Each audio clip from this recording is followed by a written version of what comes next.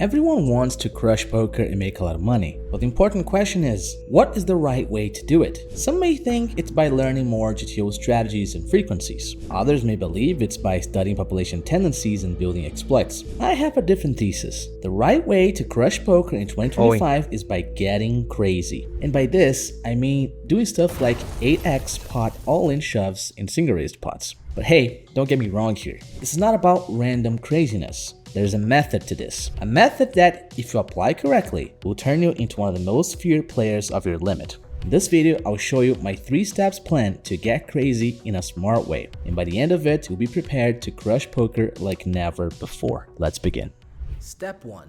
Start acting crazy. So the first step into crushing while playing like a maniac is to actually start putting crazy amounts of money into the pot with weak hands. And that's exactly what I did with this 3-deuce suited hand. So I limped on the button and my opponent checked his big blind. On this ace queen 5 rainbow flop, I'm gonna start over betting this board because why not? I have all those strong hands and he doesn't have. When the turn comes the deuce of hearts, now this is the perfect card for me to continue putting lots of money into the pot. I have that gutter and I have blockers to the top of his range. So I'm gonna continue betting here for the 1.5x size. Right now, he's already going to be a bit scared, right? But he still continues calling and we get to the river. The river is the ace of diamonds. And a lot of people would probably give up here, thinking that this guy is gonna have way too many trips in his range. After all, he did call 2 overbets on the flop and turn. But that's exactly the situation where you should act like crazy. So instead of giving up, I decided to go for the 3x, actually almost 4x pot all-in bluff here with just the bottom pair. And that's exactly what you need to do in the start. You need to behave like a crazy maniac. This is gonna make your opponents feel uncomfortable. They're gonna throw an LOL into the chat, meaning that they perceive your strategy as really stupid. But hey, this is part of our plan here. Also, make sure that you go yourself into the chat and you tell the guy that you actually had a bluffing hand after he folds. Because the first times you do this, they will in fact fold. And you must make sure they realize they're getting bluffed. This is gonna put them into a defensive mindset. They're gonna say that they just had a weak hand and that's why they folded. And this is how you start getting under their skin. You must continue doing this at every opportunity. That's why with this ace 10 of clubs hand, I played this massive bluff with air you're about to see. So I limped here on the button and my opponent raised to 10 big blinds. And I made the call. Flop came 7-5 deuce rainbow. And after he c-bets half pot, I have to continue with 2 overs here, ace high and backdoor flush draw. I have a very strong hand still. The turn comes the 8 of diamonds, which is a decent card for me. Probably for that reason he checks. But here with ace high, I should check behind and try to take my hand to showdown. But then, when the river comes the 7 of diamonds, and your opponent tries to place a 2/3 bet into you, you know exactly what you're going to do here, right? You have 230 big blinds left in your stack, and there's only one option left, which is to go all in. You go for a massive bluff again, because the goal here is to act like crazy. It's to put massive amounts of money into the pot with very weak hands. This is gonna put your opponents into defensive mode. So we successfully get a fold one more time, showing that we're capable of playing a very aggressive, high variance style. But he still doesn't know that we had a bluffing hand. So in the next step, which is step 2, you must show down a crazy bluff. In order to show down with a crazy bluff, you need to be willing to play hands in a way that perhaps you wouldn't play in normal circumstances. But again, you're trying to reach your goal here of showing down a crazy bluff. So that's what I did in this 2-5 hand here. My opponent raised, I 3-bet to 10 big blinds and he makes the call. Flop comes 9-6-4 two-tone, which is a board texture in which I am gonna have a decent amount of checks. So I check to my opponent and he decides to check behind. Turn comes the 7 of clubs, again connecting with this middling card region. And I'm gonna have lots of overcards here that still need to be played passively. So I go ahead with the check. But I'm already preparing something here. I'm already cooking something because I need to be able to show down a crazy bluff. My opponent goes ahead and reopens to a 70% pot bet, and I'm gonna make the call here, but already with some evil intentions in mind.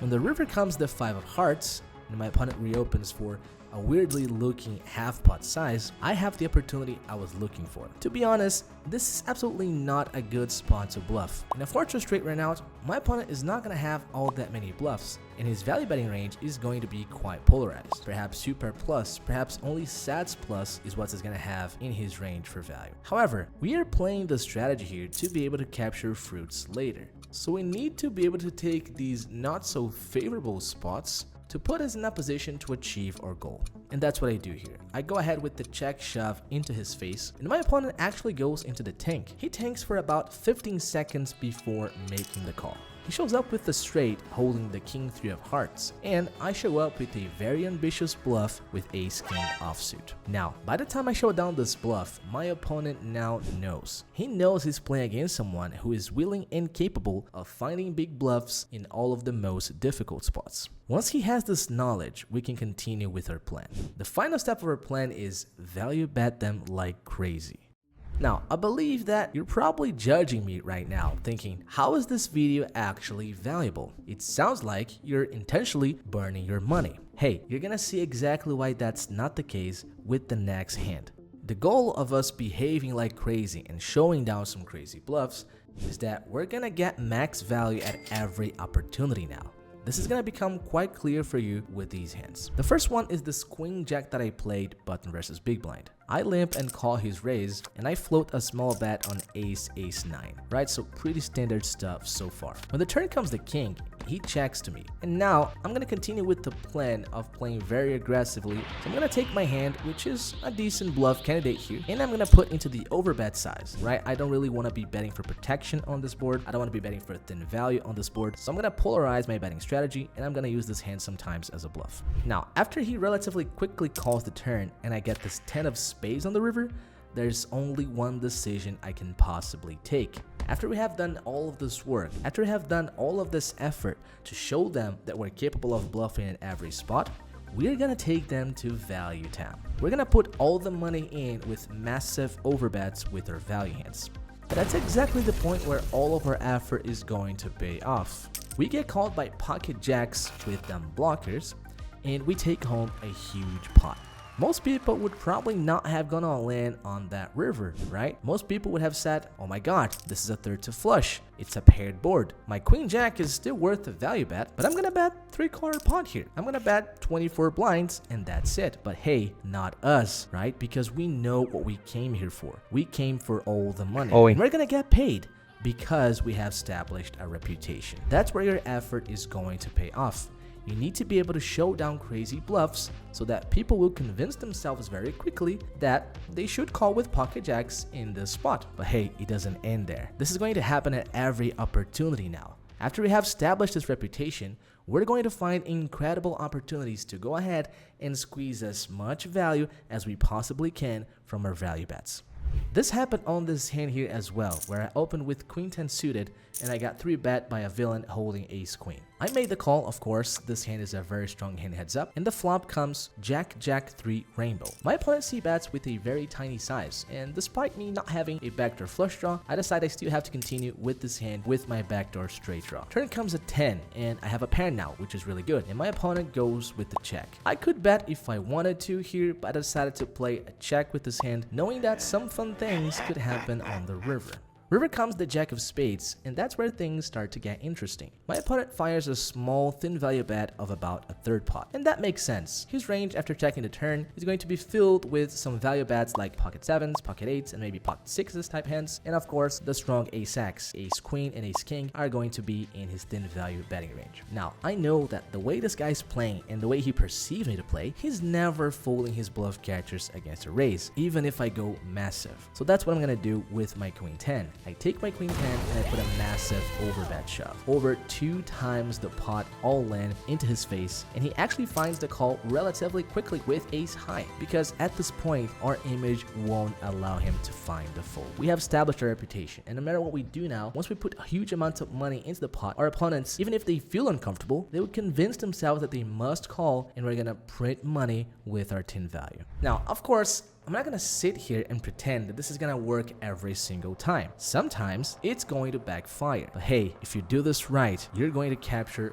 loads of money. Let me show you though an example where it didn't work so that you don't feel like I'm bullshitting you with this video. So pocket 8s here, for example, I 3-bet this villain and he calls with 4 deuce suited, which is not really a hand you wanna call against a 3-bet. When the flop comes 9-4 deuce rainbow, I'm gonna play a big bet or check strategy on this board. I don't like much betting medium or small and betting most of the hands in my range. I like to play a more polarized c-betting strategy. So here, I'm gonna go ahead and check with my pocket eights, and of course, I'm gonna check call against this half pot bet. Now, where is this going to backfire sometimes? Your opponents may realize you're a bit crazy in the head, and they may start slow playing some of their strongest hands so that you go ahead and put crazy amounts of money into the pot for them, right? So that's exactly what this villain did. He surprisingly found a check with the 4 deuce suited on the turn, and he was rewarded with my aggressive play on the river. I did go all in for 2x pot with my pocket eights, understanding that his range would be relatively capped in this line. But he successfully exploited me here and found the proper adjustment by checking back the turn. So don't get me wrong, we absolutely will not have 100% accuracy on our plays with this strategy. But when we do, my friend, when we do, we're gonna make a lot of money, which is precisely what happened in this next hand. So I've got a6 suited here on the button, and I open to 2.5 blinds. My opponent makes the call. Flop comes a6, 5 two-tone. I make top 2 pair, and I decided to play a bit sneaky this time. This is because given our image, if we take our netting hands into more passive lines, our opponents are not going to believe us too often. So I go ahead with the check here, and the turn comes the 9 of hearts. My opponent checks to me, and of course now I'm gonna start building the pot, and I bet 2/3 of the pot. My opponent goes ahead and makes the call relatively quickly on the turn. And then once the river comes, the blankest of blanks, the 3 of hearts, you know exactly where this is going now, right? We have made all this effort. We have done overbet bluffs. We have done overbet raises. We have done check raise bluffs. We have done everything that we needed to put in our opponent's minds that we're capable of getting crazy. We have established a reputation here, and now it's time to collect the rewards. So once you have a 6 and a complete blank comes, you're absolutely certain that you have the nuts. You're not gonna bet 2/3 pot here. You're not gonna bet pot. You're not gonna bet 1.5x pot even. You're gonna put it all in. You're gonna make a massive, almost 8 times pot over bet shove, because you understand your opponent is going to be capable of making the call with his bluff catchers. You know that given your reputation, he's not going to find the fold. And that's exactly what happens. He makes the call, and we take a huge pot in what would have otherwise been a normal pot had we played standard.